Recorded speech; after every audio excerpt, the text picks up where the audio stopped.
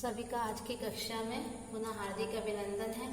आइए आज हम देखते हैं जय कृष्ण मूर्ति ने शिक्षण विधि के विषय में क्या कहा, छात्रों के विषय में क्या कहा, शिक्षक कैसे होने चाहिए, विद्यालय कैसा होना चाहिए। आइए इस पर हम प्रकाश डालते हैं। जैसा कि आप यहाँ देख रहे हैं, लिखा हुआ है इनके अनुसार शिक्षण विधि कैसी होनी चाहिए। अनुभव द्वारा बच्चे को सिखाना चाहिए। लर्निंग बाय डूइंग, अर्थात बच्चे जो कुछ भी सीखे वो करके सीखे।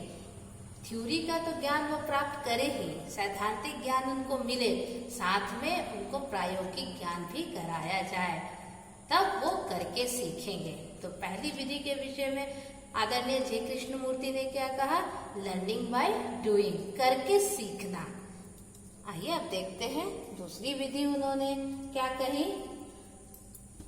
दूसरी विधि के विषय में उन्होंने कहा कि सहसंबंध विधि होनी चाहिए, अर्थात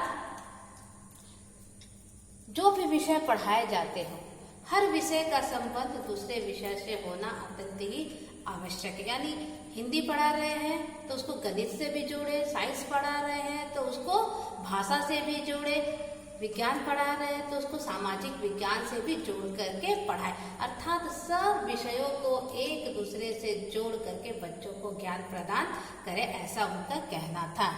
आइए अब आगे कौन सी विधि के विषय में उन्होंने बताया।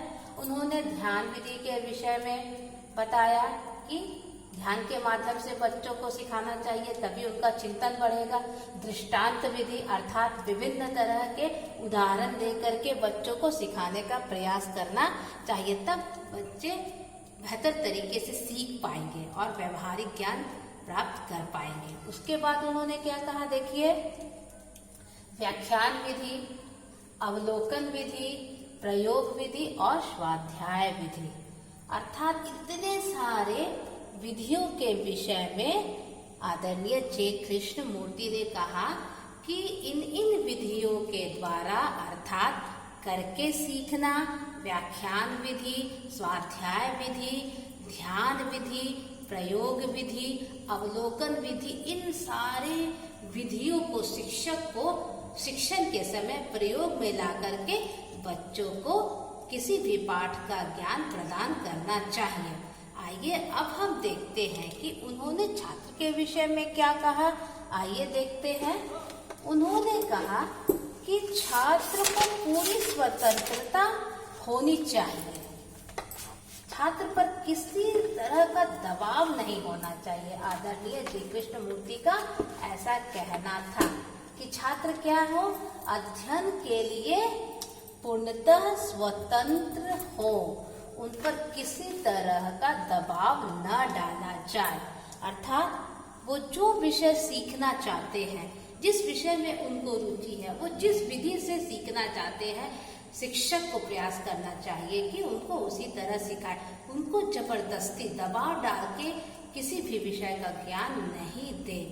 अगर उन पर दबाव डाला जाएगा तो उनकी रुचि स्वतः ही समाप्त हो जाएगी। तो इसलिए आदरणीय जय कृष्ण मूर्ति का कहना चाहिए कि छात्र स्वतंत्र होने चाहिए सीखने के लिए, उन पर किसी प्रकार का दबाव शिक्षक के द्वारा, विद्यालय के द्वारा, अभिभावक के द्वारा नहीं डाला जाना चाहिए। आइए अब देखते हैं कि उन्होंने अध्यापक के विषय में क्या कहा। जैसा कि आप देख रहे हैं, यहाँ स्पष्ट लिखा हुआ है कि अध्यापक कैसे होने चाहिए। अध्यापक का व्यवहार प्रेम पूर्ण होना चाहिए, उनका व्यवहार सहयोग पूर्ण होना चाहिए।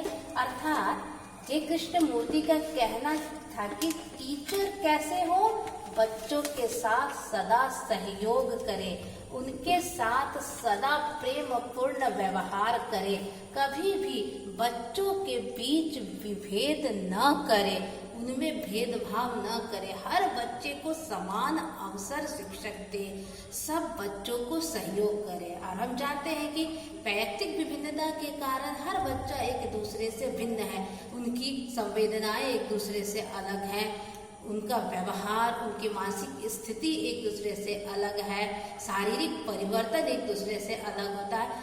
तो इस वजह से एक शिक्षक को बच्चे के साथ हमेशा सहयोगपूर्ण व्यवहार करना चाहिए, प्रेमपूर्ण व्यवहार करना चाहिए, तभी बच्चे बेहतर तरीके से सीख सकेंगे। तो शिक्षक के विषय में ऐसे बातें जय कृष्णमूर्ति ने कही कि शिक्षक को प्रेमपूर्ण व्यवहार करने वाला होना चाहिए, उसे सहयोगपूर्ण व्यवहार करना चाहिए विद्यार्थियों के साथ। आइए अब हम देखते हैं कि उन्होंने विद्यालय के विषय में क्या कहा। उन्होंने कहा कि विद्यालय का वातावरण स्वस्थ होना चाहिए। और क्या होना चाहिए?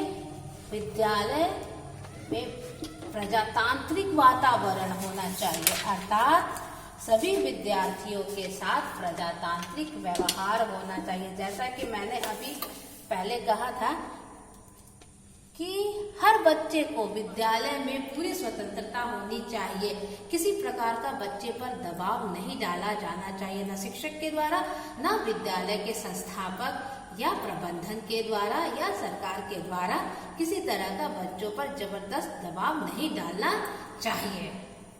उनका ऐसा कहना था। यानी विद्यालय का जो मानवीय वातावरण है और जो भौतिक वातावरण है वो सब बेहतर होना चाहिए, स्वस्थ होना चाहिए। विद्यालय में हर प्रकार की सुविधाएं, भौतिक सुविधाएं होनी चाहिए और शिक्षकों का व्यवहार, शिक्षक और गैर शैक्षणिक कर्मचारियों का व्यवहार बच्चों के साथ अच्छा होना चाहिए, सब बच्चों के साथ समान होना चाहिए। आइए अब हम देखते हैं उन्होंने अनुशासन के विषय में क्या कहा। उन्होंने कहा कि विद्यार्थियों को बाहरी और आंतरिक स्वतंत्रता होनी चाहिए, अर्थात उन पर जबरन अनुशासन न डाला जाए, अर्थात वो स्व अनुशासन के पक्षधर थे। मतलब बच्चों को इस तरह से सिखाया जाए कि बच्चे खुद ही अनुशासन में रहे। जब बच्चों को स्वतंत्रता दी जाएगी तब उनमें उत्तरदायित्व की भावना जागृत होगी और वे स्वयं ही स्व अनुशासित रहने का प्रयास करेंगे। आइए और इन्होंने क्या कहा। इन्होंने कहा दूसरों के प्रति नम्रता, विवेकशीलता होनी चाहिए, अर्थात जो भी विद्यालय में है, चाहे वो अध्यापक हो, चाहे वो प्रबंधन के व्यक्ति हो, चाहे वो गैर शैक्षणिक कर्मचारी हो, सब का एक दूसरे से नम्रता भरा व्यवहार होना चाहिए, सहयोगपूर्ण व्यवहार होना चाहिए, तभी खुद ब खुद सब स्व अनुशासित होंगे। ऊपर से जबरदस्ती या विवश होकर के अनुशासन नहीं थोपना होगा, अर्थात जय कृष्णमूर्ति स्व अनुशासन के पक्षधर थे। और एक विशेष बात है, जय कृष्णमूर्ति ने प्रौढ़ शिक्षा के विषय में भी विशेष जोर दिया। उनका कहना था कि हर विद्यालय में प्रौढ़ शिक्षा केंद्र होने चाहिए।